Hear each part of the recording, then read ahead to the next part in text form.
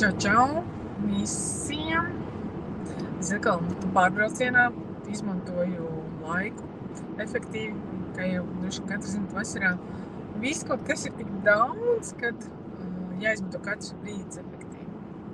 Tā tēma, par kuru gribējās ar jums parunāt, ko man kā augšas iedeva kā impulsu, tātad tas jums ir vajadzīgs, kas ir cits pieprasījumu, veiksme, neveiksme. Kā tad var zināt, ka veicas un kas ir veiksme un kuri tad ir neveiksme? Ikdienā mums tāds katram ir liels izaicinājums, jo principā gribās visu laiku, lai viss ir brīnišķīgi, lieliski, labi visās jomās, un tad arī šķiet, ka visur veicās. Un tāda arī viss ir izdevies.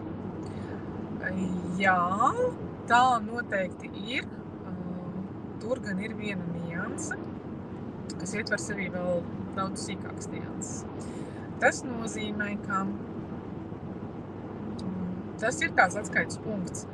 Viss kārtībā, ģimenē, veselību, finansēs ir tā, ka tam, kam vajadzīgs, tajā brīdī viss pietiek un vēl kaut kam pāri paliek. Un kāpēc es saku, kad ir tā? Jo tas ir atkarīgs no katra attīstības posma, no tā, kāda katram ir atvērta finanšu plūsmas pieņemšanas, uzņemšanas kapacitāte, kas ir arī saistīta ar paša jaudu un enerģiju, ko spēj pārstrādāt. Tas nozīmē, ka jāienāk finanses, kas ir arī enerģija. Tad ir jāspēj to likt lietā, un tas nozīmē, ka jāmāk arī rīkoties un laist to enerģiju attīstībā tā, lai tas veicina katru individuālu attīstību. Plus vēl arī jāspēj iziet no tām nabadzības, ierobežojumu un neticības programmām, blokiem, kas ir šajā iepriekšējā dzīvēs uzlikt, kas liek domāt vai justies, ka es jau varu tikai to, tas man nesanāk, to var tikai sūri grūti vai daudzu gadu rezultātā, vai tikai bagātnieki vai miljonāri, tikai tie, kas vēlnam veselu pārdošanu bērnam tā. Un tikai labi cilvēki var būt tie, kuri nav bagāti, ir bagāti, slikti cilvēki. Tur tas ir tāds lielos vilcienos pāris izvilkumi, tur vēl daudz sīkas ir dažādas nianses šajā jomā. Un bieži vien liekas, ka tas ir veiksmīgs, viņam tur tas un tas un tas. Tas nebūtu to nenozīmē, un varbūt tā, ka iedot pārbaudījumus dzīvē un situācijas paša veselībai vai kā ģimenes locekļa veselībai, un tād saprotot daudzas lietas citādāk, novērtējot, ieraugot citādāk, caur šiem te pārbaudījumiem, kas tajā brīdī var likties neveiksmi, izrādās, ka tā ir veiksme, jo tā atver daudz jaunu dažādu iespēju, izaugsmē, izpratnē, enerģētikā un attīstībā. Iedziļinoties dažādos jautājumos un jomās, un pirmkārt jau pašā sevī, pavisam no citiem rakursiem, citu skatu punktu, jo vienkārši tā situācija noliek tā, kad aptur to skrējienu, rutīnu, dzīšanās pēc konkrētām kādām lietām, dzīvošana pēc ieraduma vai pēc kādu citu uzstādījumiem, vai jau tādā jomā, posmā, no kuru cilvēks ir izaudzis, viņu ieliek apstākļi un situācijas, var būt saistīts, ka pēkšņi cilvēks uzskatīt par neveiksmi. Kaut kas, kad pirms tam gājis visi biznesā vai projektos vai darba vietā tik labi, visi ir noticis, pēkšņi jāslaiž. Vai kaut kas noiet grīstē un nesanāk tas, kas vienmēr ir sanācis, vai notiek kaut kādi šķēršļi tiek uzlikti, vai kāds konkurents to kaut kādā veidā iznīcina, vai kāds iekāro vietu un izēd, vai saliekās tā situācijas un apstākļi, kad, respektīvi, tā rutīnas, varbūt pat gadiem jau radītā, samērā veiksmīga tāda dzīves pakāpienu virzība pēkšņi tiek izsista un liekas, kāpēc tā ar mani notiek, kāpēc tā noticis. Un bija taču viss tik labi, es jau to biju sasniegusi, es jau to biju panācis. Un varēja tā turpināties. Tad šeit jāsaprot tas, ka tiem, kam ir paredzēts šīs lielāka attīstība, lielākas lēciens, lielāka pārpilnība visās jomās, gan finanšu, gan enerģētikas, gan attiecībās, gan ģimenes, gan veselības, pieredzes, sasniegumu, izpausmes, piedzīvojumu, tā tālāk, vēl varētu sīkāk iet. No tiem arī daudz dod, jo viņi daudz var izstrādāt, pieredzēt un no tā mācīties un iegūt. Tas nozīmē, es varbūt balstīšos uz saviem dzīves piemēriem kaut kādos momentos, lai vieglāk saprast. Un lielākoties, protams, vieglāk saprast, tas saistās kaut kādām finansēm un darbu, jo tas, kas visvairāk izsit no tāda ikdienas ritma nošakā un liekas, kāpēc tā ir noticis, es darīju visu. Protams, veselība stāv pāri visam, kas ne par kādām materiālām lietām nav vērtīgāka. Un to, diemžēl, vai par laimi novērtē tikai tad, kad katrs nonāk tajā situācijā. Un jā, tur arī jāliek aiz auss, kad jāskatās preventīvi, kā var ieguldīt savā veselībā preventīvi, lai izvairītos no situācijām, kur ir pārdegšana, iztekšana, sevis iztērēšana, izlietošana, jo katram sevi veselībā, fiziskā ķermenī, tāpat kā visur citur, jāinvestē. Preventīvi jāinvestē rūpes, informācija, uzturs, tas, kas netiek uzņemts ar uzturu, papildināts tiek,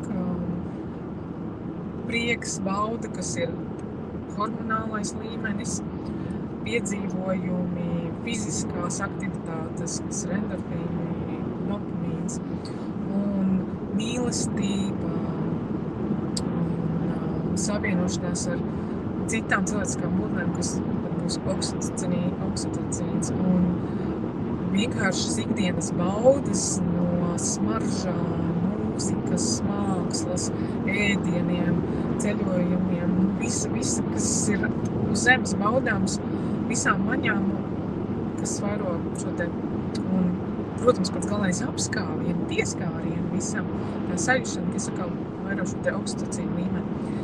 Tie ir tādi izrāvieni, mazas sīkas lietiņas, kā atgādinājums, taču tam ir liela nozīme. Tālāk aizejot pie šiem tad caur mani minētiem, caur manu pieredzi piemēriem par šiem te finanšu tēmām, ko var uzskatīt par veiksmi vai neveiksmi.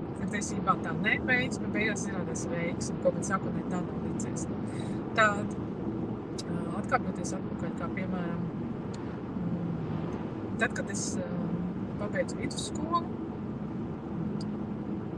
es biju izdomājusi doties mācīties uz Liepāju, jo tur bija mākslas novirziens, man ļoti patika māksla, un man likās, ka es Rīgā tajā mākslas novirzienā, kas universitātē neiestāšos, jo tik ļoti man nelikās, ka man ir tāds spējas un talants. Un tāpēc es izvēlējos Liepāju, pat bija drošāks variants, kā arī man likās visas dienas to Rīgu, un es pamēģināt Liepāju. Kā rezultātā, tad, kad es tur mācījos, bija ļoti viegli, viss tik viegli. Man liekas, ka es zinu pat labāk kaut ko par pasniedzējiem brīžiem. Ļoti viegli mācīties, taču grūtības sagādāja klimats. Gan elpošanā, gan pēkšņi palika vispār fiziski grūti, kur beigās noskaidrojos, ka tāds vējains un mitrs gaiss, kas ir tajā Liepājas zonā, nav paredzēts man. Tas ir ne priekš manis. Tad es sāku skatīties, meklēt opcijas un ko darīt tālāk. Un ar vienu draudzeni ļoti forša ideja radās braukt, strādāt uz Zviedriju, kā aukle, nopelnīt naudu. Super vienkārši jau sākt savu dzīvi, jau padzīvot ārzemēs, nopelnīt naudu. Un mēs jau bijām iesniegušas dokumentus, viss jau tur bija apstiprināts un jau taisamies braukt. Tad pēkšņi vienu citu draudzeni paaicinājumu ar viņu kopā piedalīties iestaigsmēs Rīgā, kur ir mākslas novirzienu. Un taču es biju pārņemt ar to braukšanu, un es vienkārši tāpat, kā mēdz teikt, tādā tautas valodā, joka pēc, vai kā varbūt jaunieši saka, prikola pēc, aizbrauc līdzi. Un šo jau es esmu arī stāstījusi, un arī dzirdējuši, atkārtošos, un notika tā, kad es tiku viņa nē, taču es tiku mākslas grupā, kur arī konkurss bija. Tad tas bija 3 uz 1 vietu, jā. Un budžeta grupā bija vēl vairāk. Man gan tur pietrūka, es biju tā kā otrā zem tā budžeta vietu grupā.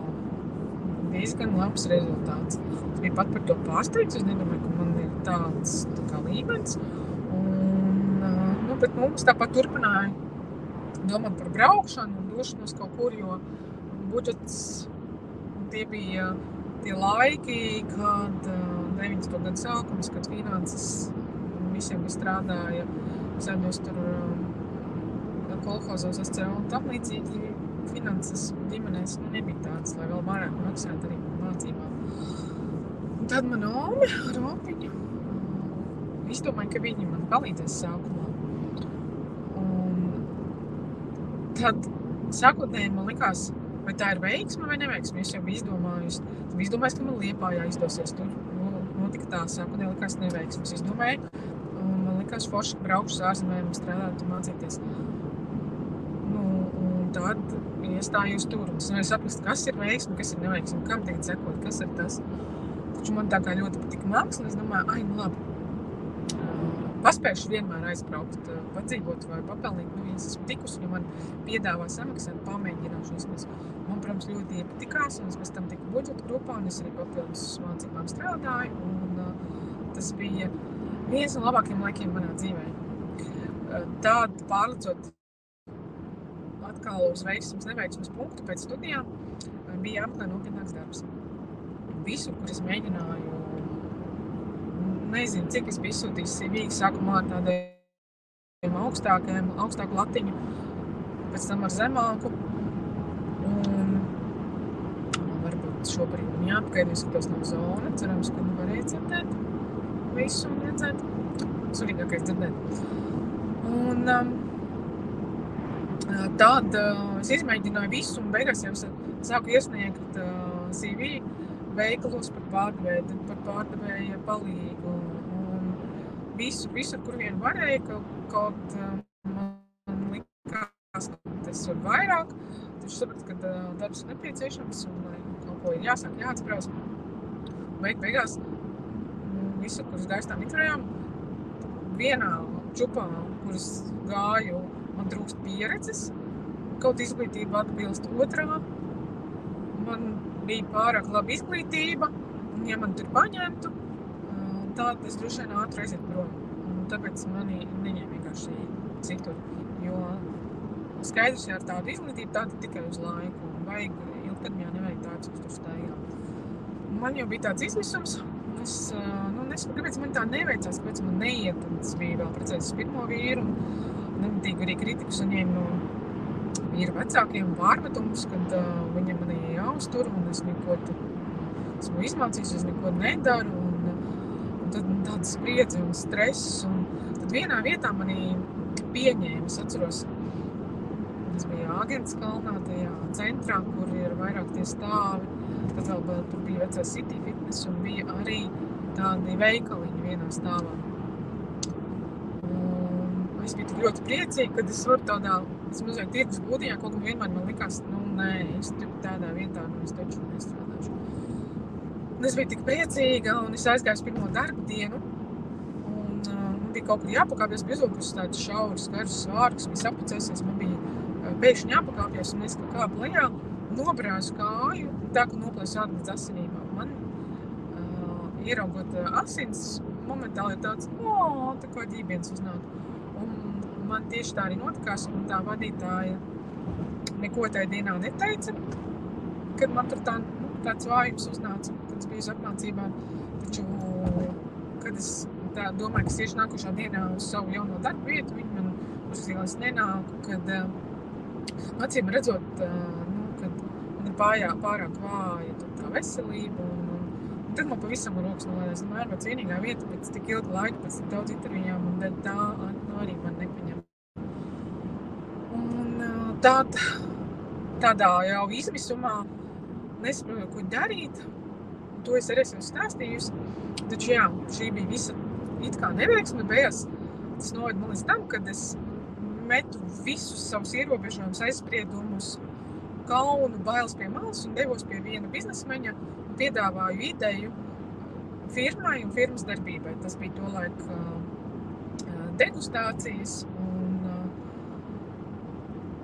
dažādas reklāmas un piedāvājumi un promocijas, kā es varētu palīdzēt citu produktus popularizēt un, kā saka, laist viņus dzīvē, laist pasaulē ar atbalstu savu un izveidotu komandu, kas tad tā komanda bija mana māsa. Nu, lūk, un es viņam piedāvāju visu to, kā es esmu izdomājis, kā man liekas, kā to visu varētu realizēt. Un viņš teica, labi, tev ir dators, telefons, office un firmas nosākums, vairāk tev nekā nav. Ja tu vari to tā kā mēnešu laikā kaut ko iekustināt, tad skatāmies tālāk, kas notiek, un skatāmies no tā punkta, kas ir sasniegts, kas ir izdarīts un ko var piešķirt, iedot vēl. Un tā rezultātā es ļoti nopriecājos, ļoti forši, beidzot kaut kas tiešām sanāk, taču nonākot, kad kaut kas ir jādara tāds, ko es nekad neesmu darījusi un kā to visu tagad panākt izdarīt, protams, radās spriedze, stress. Un tad mēs ar māsu izdomājām tā. Izliksimies, ka mēs spēlējam darbos. Mēs vienkārši ņēmām, tad nebija tāds interneta lapas un kontakti visur un ēpasti. Mēs ņēmām zaļās lapas un vienkārši visas firmas uzņēmumus. Mēs lasījām aprakstus, kas mums likās, kam varētu interesēt tas, ko mēs varam piedāvāt. Mēs vienkārši viņiem zvanījām. Zvanījām un piedāvājām, stāstījām. Un tie, kuriem bija interese vai kuri iedeva kontaktus, kur var aizsūtīt informāciju, sūtījām arī rakstiski piedāvājumus, fotogrāfijas un aprakstus, kā mēs ko varētu piedāvāt. Protams, ka ļoti daudz bija, kā saka, pa tukšo zvani un bija daudz, kas vienkārši, mēs netikām tālāk pie sekretāri, taču beigās mēs nonācām līdz tam, kā mēs izveidojām pirmo veiksmīgo savienību, kas bija kā distribūcijas kompānija. Minējušu vārdu nav nozīme. Un tas bija atspēriens. Jā, mums nebija mašīnas, mēs braucām ar stopiem, lai taupītu arī pat biļetes nepirkām naudu, jo mums bija tikai produkti un vieta, kas mums tur jādara. Un bez priekšapmaksas. Mums bija pēc rezultāta, pēc pārdošanas rezultāta, cik mūsu promociju, degustāciju, produktu veicināšanas tajā akciju laikā būs pārdošanas, tad arī mēs varēsim saņemt. Un, ja ne, tad nosaks vienkārši transportu. Un tā mēs sākām ar degustāciju lieliem galdiem, promociju materiāliem, visu. Tad, kad bija muslī, tad ir visiem pieniem mušļu pakām ar stopiem braucām. Tad, kad bija kafija ar visām kafijas pagatavošanas ierīcēm un kafijām un vēl daudz ko citu, ko mēs tur piedāvājām. Un beigās tas attīstījās augā un bija viens, otrs, trešais, un tas jau izauga par tādu diezgan lielu kompāniju, kur man tad arī vadītājs pateica, lūk, tiesības, lai būtu noliktas, lūk, tev nauda, lai būtu nolikta tiesības, tev būs mašīna. Tāds saukt attīstījās. Tas tāds viens veiksmes neveiksmes punkts. Tad nākošais pārlikšu kaut kādam lielam posmam. Nākošais posms ļoti man bija vēlšanās attīstīties, augt un pilnveidoties un sasniegt iespēju strādāt mārketingā.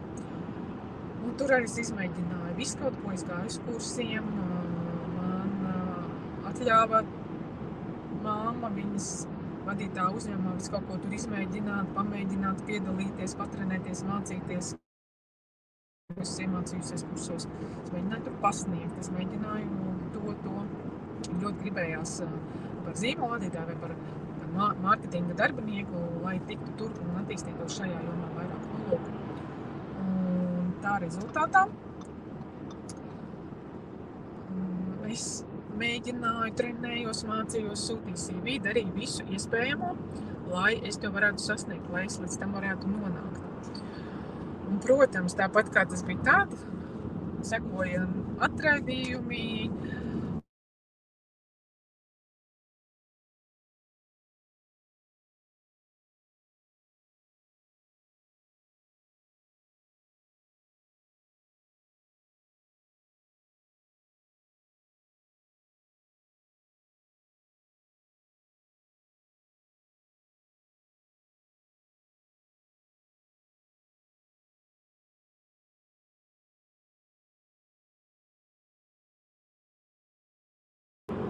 moments, kad es noslēdzu, turpinājums būs rīt. Tālāk stāstīšu rīt, otrā daļa būs rīt. Jūs tagad iebrauc jūrmalā, man ir jāsamaksā un jādodas uz koncertu. Un turpināšu rīt, kas tad notika tālāk. Kā es no tās neveiksmīgās situācijas tiku tālāk uz veiksmīgu. Tā kā tiekamies rīt, otrā daļā. Čau, čau!